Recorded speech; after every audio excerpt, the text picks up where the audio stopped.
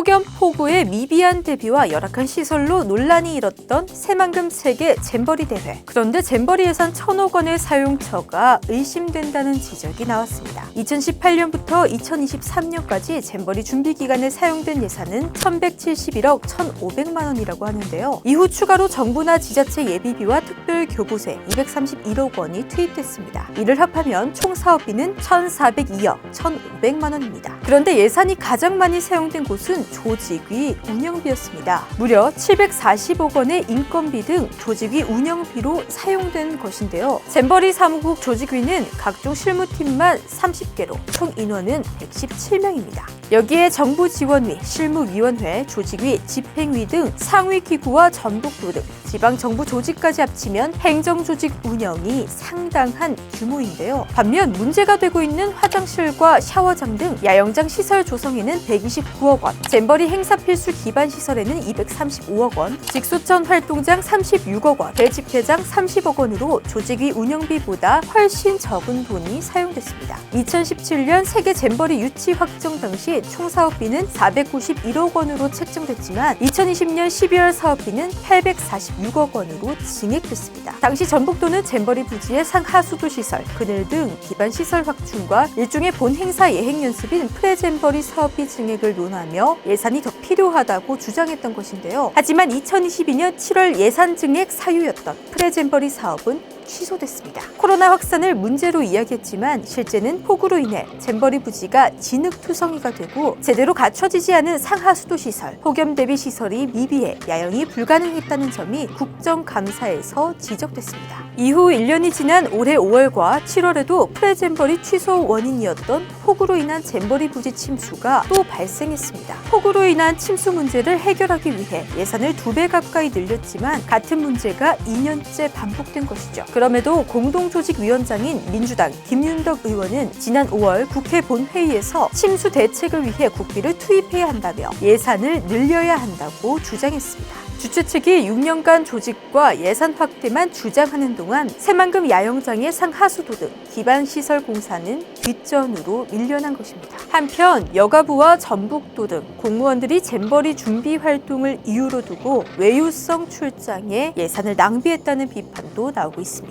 전북도청 관계자 5명은 2018년 5월 세계 잼버리 성공 개최 사례 조사를 위해 스위스와 이탈리아로 6박 8일 출장을 갔다고 합니다. 그런데 정작 스위스와 이탈리아는 세계 잼버리 개최 경험이 없는 나라인데요. 같은 해 12월 전북도 공무원 등은 호주 스카우트 연맹을 방문한다면서 호주로 출장을 갔고 2019년엔 여가부와 전북도 공무원들이 제24회 세계 잼버리를 참관한다는 명목으로 미국에도 다녀왔다고 전해졌습니다. 그럼에도 국내 참가자 숫자가 예상보다 저조하자 지난해 전북도의회는 도내 학생과 교직원의 1인당 참가비 153만 원 중 103만 원을 지원해주는 조례를 통과시키기도 했죠. 국제적인 행사 2023 새만금 세계 스카우트 잼버리 대회. 애초부터 준비가 미비했던 건 아닐까요?